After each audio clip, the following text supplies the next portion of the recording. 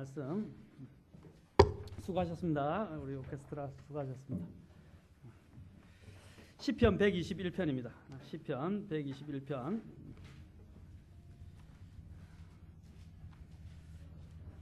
자, 다 같이 일으셔서 하나님 말씀 같이 함께 봉독하겠습니다.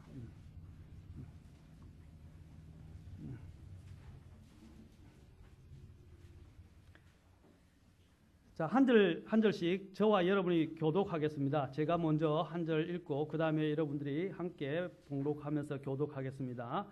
제가 먼저 선독하겠습니다. 내가 산들을 향하여 눈을 들리니 나의 도움이 거기서 오는도다. 나의 도움이 하늘과 땅을 만드신 주로부터 오는도다. 그분께서 너의 발이 흔들리지 아니하게 하시며 너를 지키시는 이가 졸지 아니하시리로다.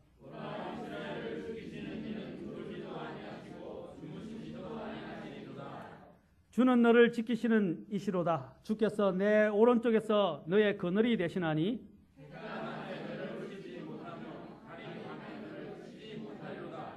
주께서 모든 악으로부터 너를 보존하시며 또 너의 혼을 보존하시리로다. 주께서 너의 나가고 들어오는 것을 지금부터 영원토록 보존하시리로다. 아멘. 기도합시다. 하나님, 이 시간도 주님의 시간입니다. 하나님께서 말씀하옵소서. 우리는 듣겠나이다. 주여, 우리가 그냥 귀로만 듣는 사람들이 아니라 마음으로부터 듣게 하시고 청종할 수 있는 믿음을 허락해 주시옵소서. 이 자리를 주님께 모든 것을 맡기고 인도해 주시기를 원하며 예수님의 조남을 받들어 기도합나이다. 아멘. 앉으시겠습니다. 오늘 저는 여러분들에게 나의 도움은 어디서 오는가? 나의 도움은 어디서 오는가? 라는 제목으로 함께 말씀을 나누겠습니다. 먼저 우리는 이 시편을 성경을 항상 우리가 살펴볼 때 두 가지를 유의해야 합니다. 두 가지. 첫째는 문맥을 유의해야 합니다. 문맥에서 무엇을 말하는가. 두 번째로는 이 성경의 배경과 관련한 교리적인 부분들을 또한 유의해야 합니다. 이것이 왜 기록되었고, 첫째는 누구에게 직접적으로 기록되었으며 이것은 무엇을 말하는가 하는 부분들을 의미해야 합니다. 구약에 있는 하나님의 말씀들을 우리가 우리의 개인적으로 영적인 교훈으로 또한 하나님의 말씀으로 받아들일 수 있습니다. 그러나 교리로 적용해서는 안 됩니다. 무슨 말이냐? 교리라는 것은 그 사람에게 직접 말씀하시고 그 사람이 그것을 이행해야 하는 것입니다. 그래서 예를 들어서 만약에 안식일을 지키라 그러면 우리에게 해당됩니까? 안 됩니까? 그런데 그것은 교리적으로 우리한테 적용할 수가 없어요. 그러나 교리적으로는 이스라엘 백성들에게 적용됩니다. 그러나 그것을 우리가 영적으로 받아들일 때 우리는 주님의 날을 주께서 이렇게 신실하게 지키라고 말씀하시고 권면하시는 것으로 받아들이면 된다는 것입니다. 그러나 안식일을 지키라고 해서 우리가 안식일을 지켜야 된다는 것을 말하는 것은 아닙니다. 그렇죠? 또 성경에 보면 이스라엘 백성들에게 말씀하신 것이 있어요. 그러면 그것은 직접적으로 이스라엘 백성들에게 이야기하는 것입니다. 그렇죠? 그 안에서 영적인 교훈을 우리는 얻을 수 있습니다. 그러나 그것을 우리에게 직접적으로 적용해서는 안 됩니다. 이단들의 문제가 뭐냐면 성경을 영적으로 우리가 교훈으로 받아들여야 될 문제를 직접적인 교리의 문제로 받아들이게 될 때 큰 문제에 부딪히게 되고 성경을 곡해하고 잘못 적용할 수 있게 된다는 것입니다. 이사야에서 주님께서 아까도 여기도 나오지만 여기서 보면 이스라엘 백성들에게 주께서 말씀하고 있습니다. 그렇죠? 이스라엘을 지키시는 자는 이라고 되어 있어요. 이는 문자적으로 사실 첫째적으로는 이스라엘 백성들에게 해당되어지고 이 부분에 대한 것은 예언의 시입니다. 이 대언, 앞으로 일어나게 될 이스라엘 백성의 역사와 관련되어 있다는 것입니다. 우리가 일어나게 될 미래의 일들은 성경에 기록된 부분이 많이 있는데 그것들은 미리 기록된 역사입니다. 하나님이 모든 것을 미리 아시고 그들에게 당부하시고 또 그것을 이미 미리 아심을 통해서 이미 주께서 기술하신 것입니다. 그래서 우리가 미래에 일어날 대언의 말씀을 이렇게 생각하십니다. 미리 하나님께서 기록한 역사다라고 생각하고 받아들이면 됩니다. 요한계시록 7장에 가면 14만 4천 명이 나옵니다. 그렇죠? 14만 4천이 나올 때 그 14만 4천 명을 여호와의 증인 같은 경우는 자기들이 택함을 받은 14만 4천 명이니 근데 자기들도 누구가 14만 4천 명이 해당하는지 몰라요. 그거는 굉장히 무리라는 것입니다. 그건 잘못된 적용입니다. 그렇죠? 분명히 성경에는 12지파 레위 거기서 놀랍게도 레위가 빠져 있는데 단이 빠져 있고 그렇죠? 12지파가 나오는데 12지파에 대해서 주께서 기록하셨다면 12지파에게 이야기한 것입니다. 어떤 사람들은 인간의 이론을 갖고 와가지고 그것은 12지파가 아니라 이스라엘의 잃어버린 지파들은 누가 누구 어떤 지파에 속하는지 알지 못하기 때문에 12지파를 미래에 대해서 이야기할 수가 없다라고 이야기하는 사람들도 있어요. 그거는 몰라서 그래요. 하나님은 다 아세요. 그렇죠? 그러니까 우리의 생각과 논리를 가지고 성경을 대하면 안 되고 성경이 말씀하신 것을 그대로 받아들이고 우리에게 적용할 때는 영적인 교훈을 가지고 적용하면 됩니다. 그게 교리라는 거예요. 이 교리를 잘못 적용하기 시작하면 그것은 독이 되어버립니다. 그리고 이단에 빠지게 됩니다. 굉장히 위험합니다. 오늘도 1차적으로 교리적으로 먼저 이 구절들을 보면 이 구절들은 누구에게 해당한다고요? 이스라엘 백성과 관련이 있습니다. 성경은 1차적으로 성경을 해석할 때 문자적입니다. 문자적으로 성경을 해석해야 돼요. 그래서 성경은 말씀하시는 바를 의미합니다. 성경을 열심히 읽으면 여러분들의 성경은 성경끼리 서로 짝을 이루는 것을 보게 되죠. 또 성경이 스스로 해석하는 것을 보게 됩니다. 문맥에서 스스로 해석하고 스스로 해석하기 어려운 점들은 다른 성경에서 그 부분과 맞아떨어져서 이렇게 짝을 이루면서 성경은 해석을 해줍니다. 이걸 뭐라고 그럽니까? 그렇죠. 이걸 우리가 보통 관주라고 많이 이야기합니다. 관주는 영적인 것이 있고 교리적으로 비슷한 것, 교적으로 맞아떨어지는 것이 있어요. 그래서 왜 성경을 많이 읽어라, 성경을 공부하라 하냐면 성경을 많이 읽고 공부하기 시작하면 어떻게 하면 성경이 스스로 짝을 이루면서 해석되어지는 것을 보게 됩니다. 여러분들 요한계시록을 할 때 여러분들 요한계시록과 함께 뭘 봐야 됩니까? 구약, 특히 다니엘서를 공부하지 않으면 요한계시록을 풀 수가 없어요. 그렇죠? 또 다니엘을 이해하기 위해서는 요한계시록과 그 외에 다른 역사적 배경들을 쭉 공부를 해야 합니다. 그래야만이 이것이 성경에 이해하게 되는 것입니다. 그럼 마찬가지로 우리가 처음에는 문맥과 다른 성경 구절을 통해서 교리적으로 잘못 나가지 않도록 잘 이해하는 것이 필요합니다. 그런데 여러분 성경을 많이 읽고 다독을 하고 열심히 공부하다 보면 참 놀라워요. 하나의 말씀은 다 맞아떨어집니다. 그리고 해석이 가능합니다. 나중에는 어린아이들도 이해할 수 있는 부분도 많다는 것입니다. 어려워 보이죠? 왜냐하면 그 사람은 영적인 눈이 가려져 있기 때문에 또 영적으로 이 부분들이 이해력이 떨어지기 때문에 그러나 성경을 많이 대하고 하나님과 가까이 동행하면서 말씀에 이렇게 꾸준히 임박해지는 사람들은 나중에 말씀을 이해할 수 있게 되고 성령께서 역사하셔서 그것을 밝히 알게 하십니다. 저도 대학교 제가 경영학을 전공했었지만 대학에 들어가서 주님 앞에 회심을 했습니다. 죄악 가운데 살면서 여러 가지 A, B, C, D, E, F, G라고 하는 것들을 많이 했었습니다. 다음에 기회가 되면 말씀을 드릴 것입니다. 알코올, B, 빌리아드, C, 시가렛, 이렇게 D, 이렇게 쭉 이야기하면 그러니까 술, 담배, 당구, 이런 많은 오락 같은 것들을 많이 즐겼었어요. 그러나 주님 앞에서 회심하고 돌아서고 난 뒤로부터는 제 삶이 바뀌기 시작했습니다. 그래서 도서관에 앉아서 그때부터는 어떻게 하면 성경을 읽기 시작하는데 딱 전공 서적을 펴기보다는 성경을 펴면 아침부터 저녁까지 읽기 시작했어요. 그래서 성경을 손에서 놓을 수가 없었어요. 그래서 제 삶이 거기서 전향되어진 것입니다. 원래는 제가 공인회계사도 공부도 했었고 그 다음에 또 이후에는 전 아주 대단한 비즈니스맨이 되고자 원했었습니다. 제가 돈을 많이 벌고 싶은 것이 꿈이었어요. 그런데 하나님이 저의 꿈을 완전히 바꾸셨습니다. 바로 성경을 손에 들자마자 하나님께서 제 목적의식을 그리고 목표를 완전히 바꾸시고 저의 삶을 바꾸시기 시작했습니다. 그때부터 처음에 성경을 읽는데 성경이 이해가 안 되는데 계속 한 달도 안 됐는데 그때 회심하고 난 다음에 성경을 제대로 읽지 않았다가 한 달 만에 신약 성경을 다 읽고 또 앉아서 내일 학교 다니면서 수업 들으면서 다 읽었어요. 그럼 나중에 성경을 보니까 성경이 이렇게 서로 쫙쫙 맞아떨어지는 것을 보게 됐어요. 그래서 무릎을 몇 번을 쳤는지 모릅니다. 그렇습니다. 옳습니다. 네. 그래서 무릎이 많이 상했죠. 그러면서 성경이 맞아떨어지는 너무나 성경이 신기하고 놀랍고 또 생각하지 않은 우리가 풀 수 없었던 많은 미스테리라든지 또 알지 못하는 영적인 세계에 대해서 하나님이 알게 해주셨어요. 그걸 알 때마다 기쁨이 차 넘치고 하나님을 더 알고자 하는 마음이 많아지기 시작했어요.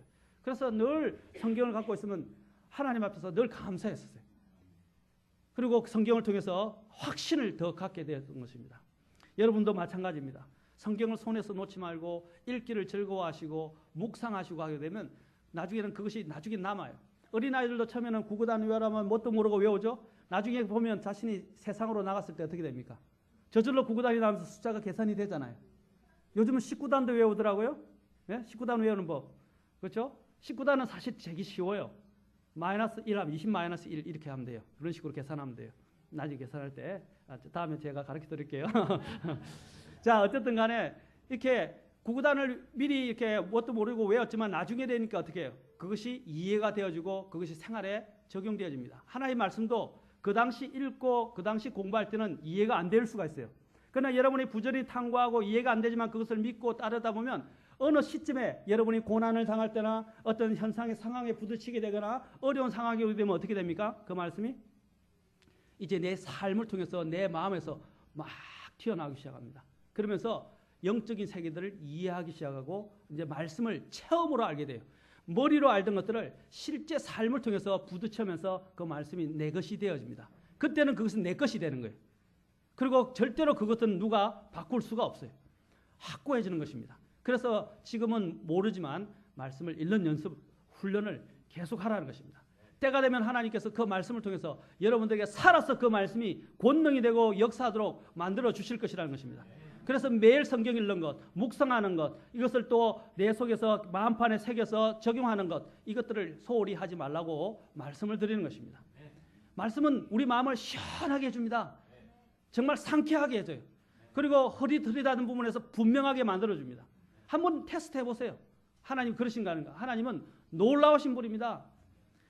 우리가 오늘 이 말씀을 통해서도 마찬가지입니다. 오늘 하나님께서는 먼저 교리적인 부분들을 우리가 놓쳐서는 안 된다는 것입니다. 이것은 문자적으로 대언의 말씀인데 이것은 앞으로 이스라엘 백성에 있게 될 미래 대환란 시기와 그리스도께서 재림하는 시기에 적용되어지는 것입니다. 무엇보다도 그 당시에 환란을 통과하게 될 이스라엘 백성들에게 적용되어집니다. 4절에 보십시오. 이스라엘이 언급된 것을 보게 됩니다. 그때는 보십시오. 3분절에 보면 그분께서 너의 발이 흔들리지 아니하게 하시며 너를 지키시는 이가 졸지도 아니하시리라. 이스라엘 지키시는 졸지도 주무시도 않는다라고 말씀하십니다. 그리고 실제로 6절 7절 보십시오. 내가 해가 낮에 너를 해치 못하며 달이 밤에 너를 치지 못하리라. 이러한 현상이 언제 일어납니까? 여러분 요한계시록을 보면 이제 이러한 현상들이 나타난 것을 보게 됩니다. 그때는 해가 7배나 뜨거워지게 됩니다. 그렇죠? 또 어두워지고. 그래서 해로 인한 뜨거움이 그 사람들을 삼킬 만큼 굉장한 큰 고통을 주게 될 것입니다. 그때 하나님께서는 자신의 백성들을 어떻게 합니까? 지키시고 그들을 보호해 주십니다. 그렇죠? 이건 문자적으로 그대로 적용되어질 것입니다. 그러나 지금 하면 이건 말도 안 돼. 이건 영적인 것이라고 이렇게 우리에게는 적용 그렇게 이야기할 수 있지만은 그러나 실제적으로 이스라엘 백성들에게 그렇게 일어나게 될 것입니다. 이후에 제가 다니엘서와 요한계시록도 아마 프레젠테이션도 함께 이렇게 여러 가지로 여러분 파워포인트나 해서 쭉 역사적인 부분과 대언적인 부분을 설명해 드릴 것입니다. 지금은 여러분들에게 너무 많은 그런 역사적인 것이나 지식적인 부분들을 이야기하게 되면 소화를 못하고 교만해지기 더 쉬워요. 그래서 차후에 충분하게 제가 하나님의 대언의 말씀의 놀라운 부분들을 여러분들에게 설명해 드릴 것입니다. 그리고 또한 여기서 이러한 부분과 관련해서 여기 산들이 나오죠. 그렇죠? 자, 산들이 나오는데 이 산들은 또 여기서 말하는 것은 단수가 아니라 복수라는 것을 보십시오. 여기서 산이 왜 복수로 되는가? 그 두 가지 경우를 우리는 여기서 생각해야 할 수 있습니다. 첫째, 이 산들은 주님이 예수 그리스도께서 재림하실 때 이것을 그 산들에 재림을 하셔서 산들을 통과하셔서 오시게 될 것입니다. 그걸 일명 여러분들이 신학적 용어로 뭐라고 하냐면 킹즈 하이웨이라고 해서 왕의 대로라고 불려지는 것입니다. 주님께서는 성경에는 나옵니다. 예수님이 어떤 길을 통해서 오시게 될 것인가 하는 부분들이 성경을 공부하다 보면 나와요. 그래서 실제 나중에는 올리브산에 재림을 하시고 올리브산이 완전히 두 가지로 나눠져서 그죠? 방향을 바꾸어 버립니다. 일종의 융기와 이렇게 바뀌어지는 놀라운 일들이 일어나겠습니다. 왜냐하면 이 땅이 하나님이신 거룩하신 예수님을 받아들이기에는 합당하지 않기 때문에 합당한 쪽으로 이 세상이 싹 개혁되면서 변혁될 것입니다. 그때는 이런 인간적인 변혁이 아니라 실질적인 물리적인 부분의 변화가 있게 될 것입니다. 이 땅은 저주받은 땅입니다. 하나님 예수님이 이제 왕으로서 오실 때 재림하실 때에 그분을 모시기에는 합당하지 않아요. 그래서 어떻게 해요? 땅이 완전히 개혁되어질 것입니다. 그걸 나중에 성경에서는 개혁의 때, 새로워지는 때라고 말하고 있습니다. 사도행전에 나오죠. 그래서 나는 그런 부분들이 이후에 또한 스가랴스라든지 계시록에도 나와 있습니다. 이것을 일명 왕의 대로라고 이야기합니다. 주님께서 재림하실 때는 먼저 시내산을 거치시고 나중에 시내산을 거친다는 말이 신명기 33장 2절, 사사기 5장 5절 이런 데 나옵니다. 그 다음에 세일산을 거치시게 될 것이라고 에스겔서 35장 2절, 3절, 7절에서 말씀하십니다. 그리고 바란산을 거치실 것이라고 신명기 33장 2절에서 말씀하십니다. 그리고 나중에는 올리브산에 이르게 될 것이라고 말씀하고 있습니다. 여러분 사도행전 보면 예수님이 승천하실 때 뭐라고 했습니까? 너희가 가심을 본 그대로 어떻게 해요? 그분께서 오시리라 했죠. 그 산이 어떤 산이었습니까? 올리브산이죠. 그래서 주님이 이런 산들을 거쳐서 처음에 시내산, 그 다음에 세일산, 바란산, 그 다음에 어떻게 해요? 올리브산에 결국에는 이르게 될 것이고 그리고 나중에는 어떻게 예루살렘으로 주님께서는 그 성에 입성하게 될 것입니다. 왕의 성전이라 불려지는 그 산으로 입성하게 될 것입니다. 두 번째로 예루살렘을 둘러싸고 있는 그 당시에 실제적인 산들을 언급하는 것이라고 할 수 있습니다. 시편 125편 2절을 보면 산들이 예루살렘을 두rum같이라고 말하고 있습니다. 산들이 예루살렘을 둘러싸고 있어요. 참 예루살렘은 축복받은 산입니다. 그렇죠? 그래서 시편 87편 1절에서는 그분의 기초가 바로 이 거룩한 산들 위에 있도다라고 표현을 하고 있습니다. 이것은 어디를 이야기하느냐? 예루살렘을 중심으로 한 산들을 이야기하는 것입니다. 자, 여기서 또 시편 기자는 여기서 이스라엘이 나오는데 이 사람들은 환란 시대에 있게 될 이스라엘의 남은 자들이라고 이야기합니다. 이스라엘이라고 해서 모든 민족이 구원을 받을 것이지만 그 모든 민족이라고 해서 거기 있는 모든 사람들을 이스라엘 백성들을 이야기하지 않습니다. 믿음에 따라 주님을 찾고 주님을 메시아를 기대하고 주님을 준비한 믿음을 가진 사람들을 하나님께서는 어떻게 따로 모으실 것이고 그 모든 사람들을 하나로 모아서 그들을 주님께서 약속하신 나중에 천년 왕국에 이르게 하실 것입니다. 이 사람들을 뭐라고 이야기하면 이스라엘의 남은 자라고 구약에서 계속해서 대언해서 이야기하고 또 나중에 로마서 11장에서도 바로 이스라엘의 남은 자에 대해서 이야기를 하고 있습니다. 특히 로마서를 보면 1장부터 8장은 교리를 다루고 있고 9장부터 11장은 뭘 다루고 있습니까? 9장부터 11장은 하나님의 경륜을 다루고 있어요. 그리고 12장부터 15장, 이제 16장까지죠. 근데 16장인데 16장 뒤에는 이제 나중에 마감하는 것이 있는데 그 전까지는 뭘 다루냐면 우리의 이 교리를 어떻게 실행할 것인가, 그리고 하나님의 경륜을 우리가 어떻게 받아들일 것인가 하는 부분들을 9장, 10장, 11장에서 다루고 있어요. 그래서 로마서를 공부하면 하나님의 모든 경륜들을 이해하기가 참 쉽습니다. 그리고 하나님께서 가르쳐 주시는 바가 굉장히 많아요. 그래서 성경을 공부하면 바로 특히 9장부터 10장, 11장이 나중에 이스라엘이 구원을 받는데 그들이 바로 이스라엘의 남은 자라고 불려지는 자들입니다. 이스라엘의 구속자가 오시다 약속된 것을 향해서 자신의 눈을 들어 올리는 것입니다. 그분은 이러한 산들을 통해 오시는 자신들의 구속자를 그들은 갈망하게 되고 고대하게 되어 있습니다. 진정 그들의 도움은 어디서 오는 것입니까? 주님이 재림하셔야 그들이 고통받는 환란에서 적그리스도의 손에서 어떻게 해요? 벗어날 수 있게 됩니다. 그렇죠? 그래서 그들은 너무 갈망하고 있는 거예요.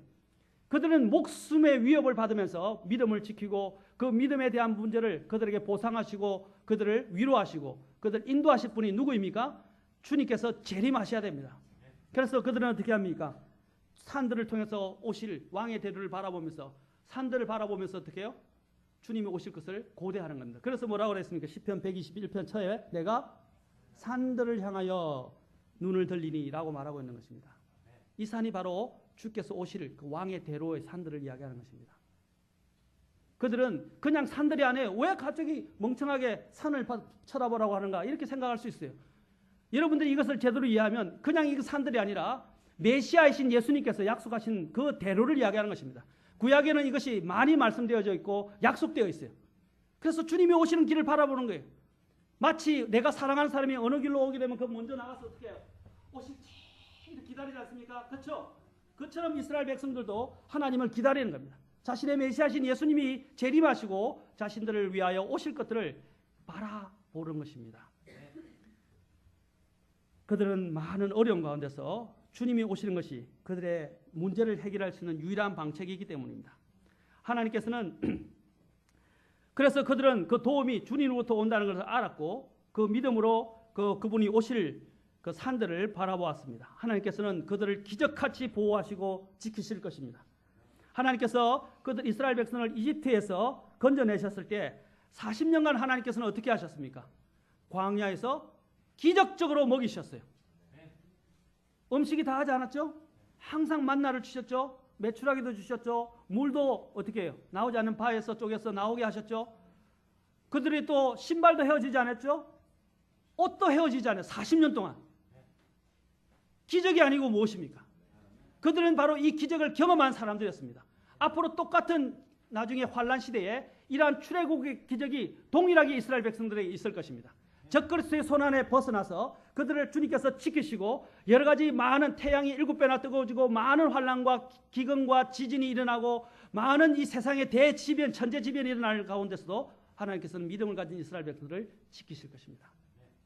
바로 출애굽 때 광야에서 그들을 지키시는 것처럼 홍해가 갈라지게 하시고 먹이시고 입히시고 그들을 보호하신 것처럼 하나님은 그렇게 지키실 것입니다. 그래서 나중에 계시록에 보면 1260일 동안 이스라엘의 남은 자를 이 마귀의 수하에서 도망쳐 나온 이스라엘 남은 자를 지키시고 3년 반 동안 동일한 기적으로 먹이시고 입히시고 보호하실 것이라고 요한계시록 12장에서 말하고 있는 것입니다.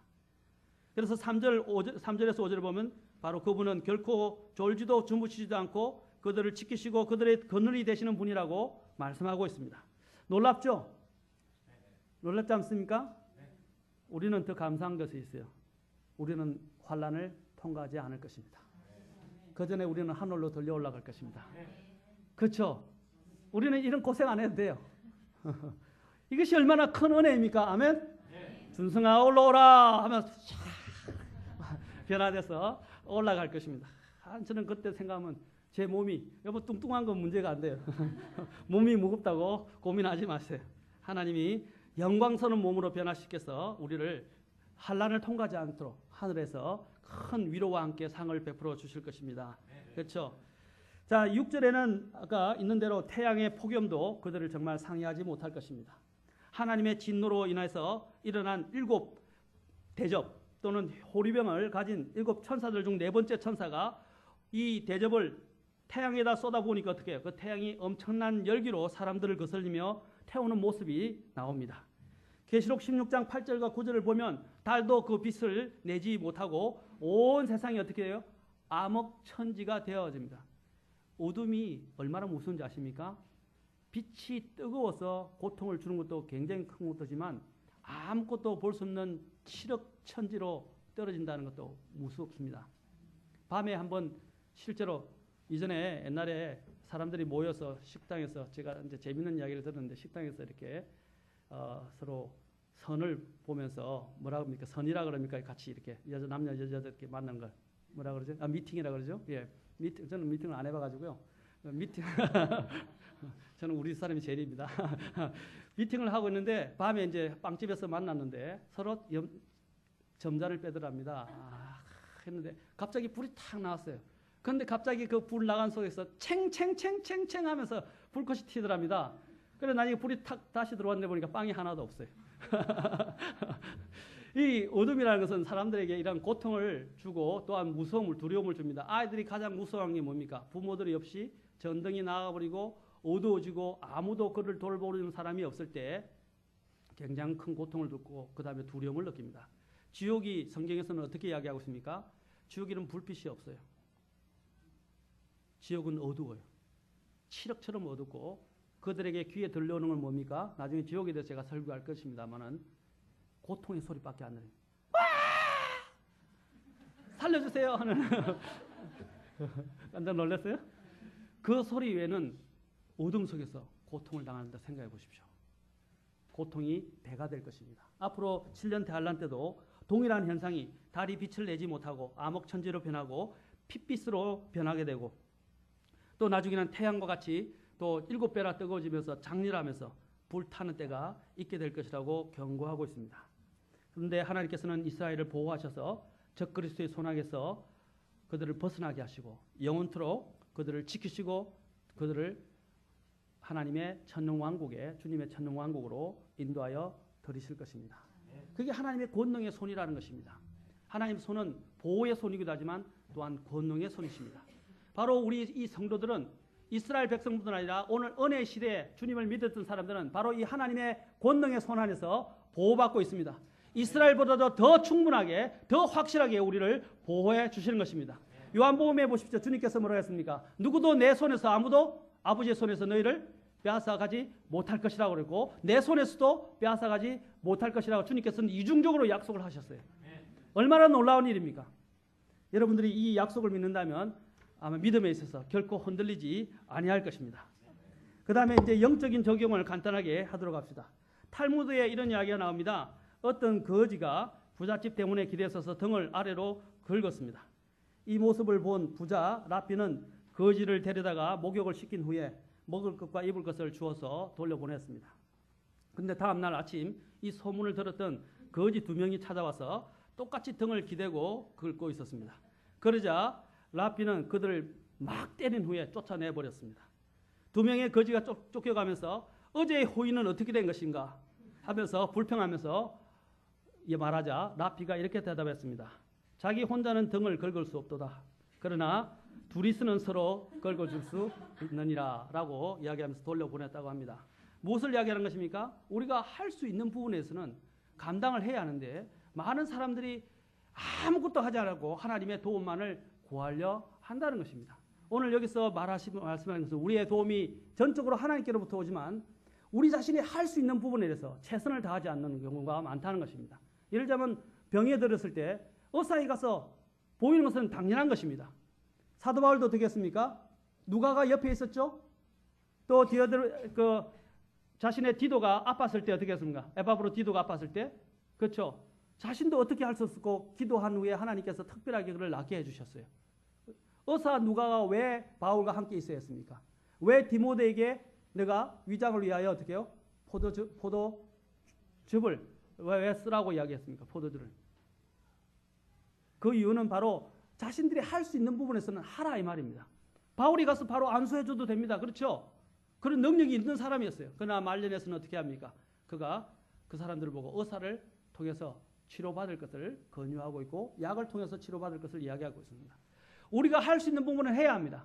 하나님 앞에 우리가 할 수 있는 부분에 도움을 구하지만은 할 수 있는 부분에 구하되 나중에 불가항력적인 부분에 대해서는 어떻게 해요? 하나님께 매달려야 된다는 것입니다. 그때는 진짜 전적으로 도움이 필요합니다. 내가 할 수 있는데도 내가 가서 일을 할 수 있는데도 일도 하지 않고 쌀을 주십시오. 또 뭐를 주십시오. 먹을 거 주십시오. 하면 되겠습니까? 아니죠. 우리가 할 수 있는 최선을 다하면 하나님 그거에서 더해서 공급해 주실 것이라는 것입니다. 그런데 많은 사람들이 어제의 호의라고 아까 이야기한 그 이야기처럼 자신이 할 수 있는데도 하지 않고 하나님께 도움을 구하는 경우가 많다는 것입니다. 오래전에 여기 보면 이 말씀에서 우리는 놀라운 것을 보게 됩니다. 바로 1절, 2절을 통해서 창조주 하나님에 대해서 보게 됩니다. 이 창조주 하나님 보십시오. 나의 도움이 어디서 온다고 되어 있어요? 하늘과 땅을 만드신 주로부터 오는도다 라고 말하고 있습니다. 누구를 이야기하고 있습니까? 창조주 하나님입니다. 어떤 창조주입니까? 무에서 유로 창조하신 분이십니다. 없는 것에서 있게 하신 분이십니다. 바로 그분이 누구라고 말했습니까? 우리의 주, 나의 주라고 말하고 있는 것입니다. 여기서 이 단어는 굉장히 중대한 단어입니다. 주, 여호와라는 말은요. 두렵고 떨리는 이름입니다. 이걸 아도나이 주로 지금 여기서 이야기하고 있는 것입니다. 그런데 여기서 1, 2절에서 말하는 게 뭡니까? 바로 그 창조주 하나님이 뭡니까? 내 앞에 계신다라는 것입니다. 그리고 나와 함께 하신다는 것입니다. 아멘. 그 다음에 3절, 4절을 보십시오. 3절, 4절을 보면 또 그 창조주 하나님이 이제는 어떻게 합니까? 그분의 눈을 누구에게 돌리고 계시다고 말하고 있습니까? 나에게 그분의 눈을 두고 계신다고 말하고 있습니다. 졸지도 주무시지 않는다는 것입니다. 나를 지켜봐주고 계신다는 것입니다. 그 다음에 5절, 6절을 보십시오. 5절, 6절을 보면 이제 그분께서 나와 함께 하시고 나와 함께 임재하신다고 말하고 있습니다. 그분의 임재가 나와 함께 한다고 말하고 있습니다. 그 다음에 7절, 8절을 보면 어떻게 해요? 이제 거기서 더 나아가서 주께서 모든 악으로부터 너를 보존하시며 또 내 혼을 보존하시리로다. 주께서 너의 나가고 들어오는 것 출입을 지금부터 영원토록 보존하시리로다. 이 말은 무엇입니까? 주님이 또한 우리 앞에 계실 뿐 아니라 그분의 눈을 우리 위에 두고 지켜와 주시고 계시고 또 우리 곁에 서서 우리와 함께 임재해 주시고 그뿐 아니라 실제로 우리를 돌아봐 주신다는 것입니다. 바로 돌보시는 주님의 손길에 대해서 이 시편 기자는 이야기합니다. 우리 인생에는 많은 환난과 고난, 어려움이 그치지 않습니다. 많은 이들이 찬송을 부르듯이 이 세상은 참으로 고달픈 세상길입니다. 마음을 의지할 만한 것이 세상 어느 곳에서도 어느 사람에게도 없습니다. 결혼을 했다고 해서 외롭지 않습니까? 외로우시죠? 부부가 되었지만 처음에는 좋죠. 한 1년, 2년, 3년 지나가기 시작하면 이제 외로움을 느끼기 시작하죠. 아, 아내도 나를 충족시켜주지 못하는구나. 남편도 내가 왜 결혼했나. 이런 생각이 들 때도 있고 외로움을 탈 때도 있죠. 그렇죠? 사람이 우리의 이러한 어려움과 우리의 마음에 허한 마음들을 채워줄 수 없다는 것입니다. 어떤 때는 가장 신뢰하던 것이 우리를 좌절케 하고 가장 가까운 사람이 우리를 배반하고 우리를 낙심케 합니다. 소망이 없는 듯이 보이기로 합니다. 그때 우리는 어떻게 됩니까? 우리의 눈을 들어서 정말 우리의 도움이 되시는 주님을 바라보아야 한다는 것입니다. 그래서 옛날 나중에 환란 시대에 올 때 누가복음 21장에 보면 어떻게 합니까? 여러 가지 마지막 때의 현상이 일어나기 때문에 어떻게 해요? 너의 눈을 들어 구속자를 보라고 되어 있습니다. 왜 하나님? 그것이 바로 주님이 오시는 길이며 그것이 바로 또 우리의 도움이 오는 길이기 때문인 것입니다. 사랑하는 성도 여러분, 마음은 힘들지만 우리 주님이 어떤 분인가를 생각해보세요. 아까 이야기했죠. 1, 2절에서 누구라고 하셨어요? 창조주 하나님이 나와 함께 계신다. 그렇죠. 또 그분이 눈이 항상 나를 지켜봐 주고 계시고 절대로 눈을 떼질 않는다. 어떻게 해요? 졸지도 아니하시고 주무시지도 않으면서 내게서 눈을 돌리지 아니하신다는 것입니다. 아멘? 이게 얼마나 놀라운 일입니까? 그 다음에 또 아까 이야기했지만 주님이 항상 나와 함께 하시겠다고 약속을 해주셨습니다. 소망이 없는 듯이 보일 때 우리는 눈을 들어야 합니다. 우리가 바라보아야 할 것은 주께서 오시는 곳입니다. 우리의 고통과 탄식과 애항과 눈물을 씻어주실 주님이 오시는 길, 바로 그 길들을 우리는 바라보아야 합니다. 주님께서 오시는 것은 그래서 성경에서 뭐라고 말하고 있습니까? 디도서 2장 13절에서 복된 소망이라고 말하고 있습니다. 아멘? 우리의 모든 애안이 다 그때 주님이 오시면 다 사라지게 될 것입니다. 이 소망은 성경에서 뭐라고 말하고 있습니까? 혼의 닷과 같아서 라고 말하고 있습니다. 히브리서 6장 19절을 보시면 어떻게 말하고 있습니까? 우리에게 있는 이 소망은 혼의 닷과 같아서 확실하고 굳건하며 휘장 안으로 있는 곳으로 들어가나니 라고 그랬어요. 닷이 뭡니까? 그렇죠? 배를 폭풍우나 여러 가지 어떤 이렇게 배가 떠밀려가는 조류나 그렇죠? 해류에 밀려가지 않도록 딱 견고하게 지켜줍니다. 그렇죠? 그 안에서 안전하게 파손되지 않도록 딱 지켜주는 견고한 지지대와 같은 역할을 하는 것입니다. 그런데 이 소망은 뭐라고 그랬습니까? 혼의 닷과 같다는 것입니다. 여러분의 소망은 어디에 있습니까? 누구에게 여러분의 혼의 닷을 내리고 있습니까? 혹시 이 불완전한 그리고 끊어질 수밖에 없는 이 세상에다 혼의 닷을 내리고 있지는 않습니까? 여러분, 그것은 끊어지게 될 것입니다. 결국에는 그것은 파손하게 될 것입니다. 우리의 혼의 닷을 뭐라고 했습니까? 확실하고 굳건하여 라고 말하고 있습니다. 그 닷을 소망이신 주님께 내릴 수 있기를 바랍니다. 시편 기자는 그렇게 이야기합니다. 거기로부터 나의 도움이 오는도다. 계속해서 시편 기자는 나의 도움은 하늘과 땅을 만드신 주로부터 오는 것이라고 말씀하십니다. 시제를 보십시오. 이 시제가 어떻게 되어 있습니까? 과거형이 아닙니다. 현재형으로 되어 있습니다. 현재형입니다. 이 말은 주님이 어제나 오늘이나 내일이나 변함없이 우리의 도움이 되신다고 약속하고 계신 것입니다. 그래서 그분을 신뢰하라는 것입니다. 놀라운 부분을 몇 가지만 다 하고 오늘 그냥 여기서 마치겠습니다. 시편 27편 9절을 보십시오. 거기 보면 이렇게 되어 있습니다. 주께서 나의 도움이 되셨나이다 라고 과거형으로 말하고 있습니다. 과거에도 나의 도움이 되셨어요. 그런데 시편 46편 1절을 보면 하나님은 우리의 피난처시오 힘이시니 참으로 고난 중에 즉시 만날 도움이시라 라고 현재형으로 기록되어 있습니다. 시편 146편 또 5절을 보십시오. 거기 보면 이제는 과거 현재뿐 아니라 미래와 관련해서 이렇게 기록하고 있습니다. 야곱의 하나님을 자기의 도움으로 삼으며 주 자기 하나님께 소망을 두는 자는 행복하도다. 바로 미래적으로 이야기를 하고 있습니다. 왜 시편에서 이렇게 계속 설명을 하고 있을 거예요. 주님은 과거나 현재나 미래나 변함이 없으시고 항상 우리를 위하시고 우리를 생각하시는 것은 늘 똑같다는 것입니다. 그러니까 우리는 그분을 신뢰할 수 있다는 것입니다. 아멘. 바로 그분이 나의 도움이 되시는 것입니다. 동방에서 전래되는 재미있는 이야기 하나가 있습니다. 한 가난한 여인이 어느 날 술탄에게 와서는 자신의 술탄이 왕이었죠. 그 당시 이슬람의 왕을 술탄이라고 부릅니다. 우리 학생들 다 아시죠? 모를까 싶어서 제가 설명하는 겁니다. 예, 술탄. 그 왕을 부를 때 술탄. 이집트는 뭐라고 하는가? 파라오. 그렇죠? 이렇게 이야기합니다. 자, 술탄에게 와서는 자신의 재산의 손실을 보상해 달라고 요구를 했습니다. 그러자 왕은 어떻게 했습니까? 어떻게 그 재산을 잃게 되었는가 하고 물었습니다. 그 사람의 대답은 이랬습니다. 저는 잠이 들었는데 저의 집에 도둑이 들었나이다. 왜 잠을 잤느냐 하고 왕이 물었습니다. 그러자 저는 폐하께서 깨어 있다고 믿었기 때문에 안심하고 잠이 들었나이다 라고 대답했습니다. 그래서 그 술탄 왕은 그 여인의 대답을 듣고 매우 기뻐하면서 그녀의 모든 손실을 보상해 주라고 명을 내렸습니다. 대단한 믿음이죠? 저희들은 어떻습니까? 우리를 지키신 하나님에 대해서 이만큼 신뢰를 하시는가 하는 것입니다. 신뢰하십니까? 하나님 때문에 잠을 잘 수 있습니까? 시편의 5편에 보십시오. 그리고 시편의 여러 구절을 보십시오. 다윗이 어떻게 했어요? 쫓겨다니면서도 어떻게 해요? 잠을 잤다고 말하고 있습니다. 그러면서 뭐라고 고백합니까? 주께서 그 사랑하시는 자에게 잠을 주시는 도다. 그거 어떻게 고백할 수 있습니까? 그는 목숨의 위협을 받고 쫓겨다니는 신세였습니다. 언제 죽을지를 모릅니다. 항상 도망다니는 신세였습니다. 불안했습니다. 그런데 그거 어떻게 밤에 잠을 잘 수 있었어요? 하나님을 신뢰했기 때문입니다.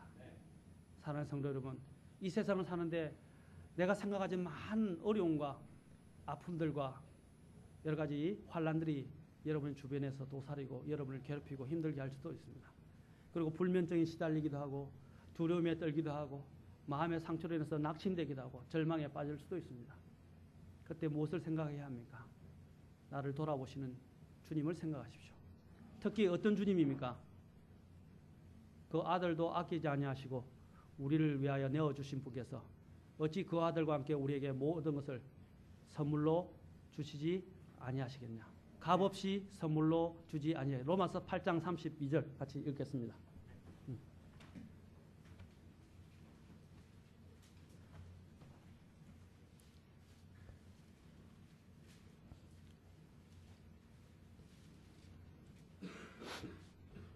자, 같이 읽겠습니다. 8장 32절. 시작. 자신의 아들을 아끼지 아니하시고 우리 모두를 위해 그분을 내어 주신 분께서 어찌 그 아들과 함께 또한 모든 것을 우리에게 값없이 주지 아니하시겠느냐. 아멘. 예수 그리스도까지 아끼지 아니하시고 우리를 내어 주셨기 때문에 하나님은 어떻게 합니까? 그만큼 우리를 위하신다는 것입니다. 그래서 우리를 누구도 대적할 수 없다고 말하고 있습니다. 그렇죠? 아무도 우리를 대적할 수 없어요. 우리를 고소할 수도 없어요. 우리를 정죄할 수도 없어요. 이것이 얼마나 엄청난 축복의 약속의 말씀입니까? 그렇지 않습니까? 사랑하는 성도 여러분, 누구를 생각하라고요? 주 예수 그리스도를 생각하십시오. 자신의 목숨까지 내어놓으신 분입니다. 그러면 그 아들과 함께 우리를 당연히 더 위하시고 우리의 필요를 아시고 채워주시는 분이 주님이라는 것을 우리는 확신할 수 있습니다. 아멘? 보십시오. 아들까지 내어주신 분께서 어찌 그 아들과 함께 또 모든 것을 우리에게 값없이 주지 아니하시겠느냐. 아멘. 마지막 예화만 한 가지만 더 하고 마치겠습니다. 예전에 미국의 리버풀에서 뉴욕으로 가는 배를 지휘하던 선장이 있었습니다. 한 번은 자신의 전 가족을 태우고 항해를 했습니다. 어느 날 밤에 모두가 조용하게 잠이 들었었는데 갑작스런 돌풍이 일어나서는 파도를 몰고 와서는 배를 강타했습니다. 그러자 즉시 그 배는 한쪽으로 기울어지게 됐고 고정되지 못한 물건들이 다 시끄러운 소리를 내면서 박살이 났고 승객들은 깨어나서는 심각한 위험에 처했다는 것을 감지하게 되었습니다. 성선한 모든 사람들이 놀라 불안에 떨었고 어떤 이들은 침대에서 뛰쳐나와 옷을 입고서는 최악의 상태를 준비하려고까지 했습니다. 그 선장에게는 그 배에 성선한 8살 된 어린 딸 아이가 있었는데 그 아이도 다른 성격들처럼 잠에 섞였습니다. 겁에 질린 그 아이가 아빠 무슨 일이에요? 라고 묻자 사람들은 그 아이에게 돌풍이 배에 몰아쳤다고 말했습니다. 그러자 그 아이가 갑판에 우리 아빠가 계신가요? 라고 물었습니다.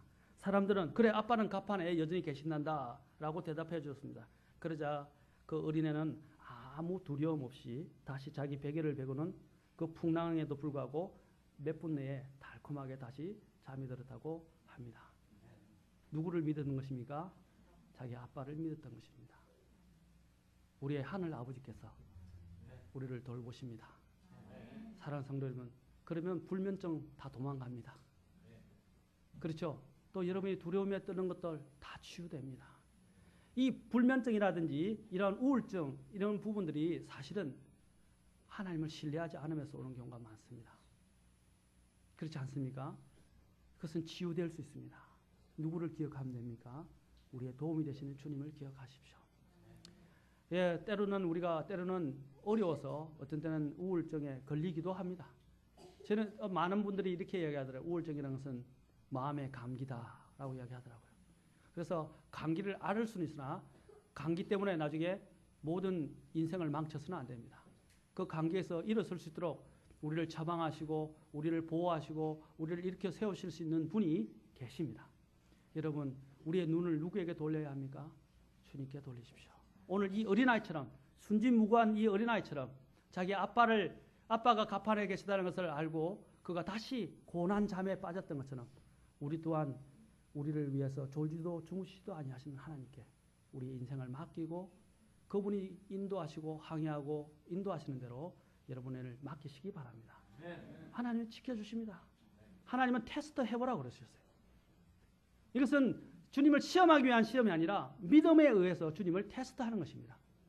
하나님은 분명히 우리 자녀들을 그분이 원하시는 아름다운 항구로 들으실 것입니다. 사도행전에 제가 좋아하는 단어 중에 하나가 있는데 그게 fair haven, 아름다운 항구라고 불려집니다. 사도 바울이 어떻게 해요? 배가 막 흔들리다 나중에 어디로 들어가게 됐어요? 아름다운 항구로 들어가게 됐죠. 바로 그것이 하나님께서 우리를 마지막으로 인도하여 들으실 곳이라고 믿습니다. 곧 천국입니다. 사랑하는 성도 여러분, 이 땅에는 힘이 들고 어려움이 많고 어떤 때는 불안하고 정말 낙심될 많은 부분들이지만 졸지도 주무시지 않고 우리와 함께 하시고 우리를 인도하시고 우리를 앞서가시는 그 하나님을 통해서 힘을 얻으시고 주님께 맡겨서 잠을 못 주무시는 일이 없기를 바라고 또 주님께 맡김으로 인해서 마음을 주님 앞에서 내려놓으십시오. 그러면 마음이 평안해집니다. 주님이 주시는 평안이 나의 마음을 붙들어 주실 것입니다. 오늘 시편 기자가 이것을 이야기하면서 하나님을 신뢰했을 때 그의 마음은 얼마나 고요해졌겠습니까? 그렇죠? 사랑하는 성도 여러분, 주님이 오시는 곳을 바라보면서 주님께 모든 염려를 맡기시기 바랍니다. 베드로전서 5장 7절만 읽고 마치겠습니다. 베드로전서 5장 7절.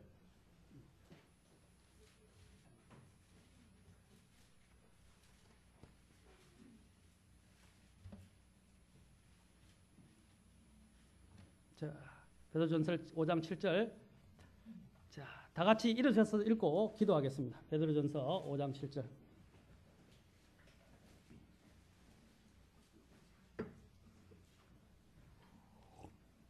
다 찾으셨으면 한 음성으로 같이 크게 또박또박 읽겠습니다. 자, 시작. 너의 모든 염려를 그분께 맡기라. 그분께서 너희를 돌보시느니라. 아멘. 모든 염려를 맡기라. 아멘. 기도하시겠습니다. 자, 여러분 인생을 살아가면서 참 고달프고 힘들고 마음대로 안 되고 낙심되고 또 두렵기도 하고 또 불안하기도 하고 힘들기도 하시죠. 오늘 우리의 도움이 오시는 그 주님이 오시는 그 길을 바라보고 주님을 신뢰하라고 말씀하고 있습니다. 사랑하는 성도 여러분, 주님께 맡기지 않겠습니까? 오늘 주님께 모든 것을 맡기라고 했습니다. 내 모든 염려를 주님께 맡기라고 했습니다. 왜냐하면 그분께서 우리를 돌보시기 때문입니다. 그 아들까지 아끼지 아니하시고 내어주신 분께서 우리에게 모든 것을 값없이 주시겠다고 또 약속하셨습니다. 왜 맡기지 않습니까? 왜 주님께 내어드리지 않습니까? 주님 앞에 내려놓으십시오. 그러면 주님께서 여러분의 마음을 주장하시고 화평으로 인도해 줄 것이며 또 여러분의 삶은 훨씬 가벼워지게 될 것이고 안전하게 될 것입니다. 같이 주님께 맡기겠다는 결단을 같이 하시면서 기도하는 시간을 갖도록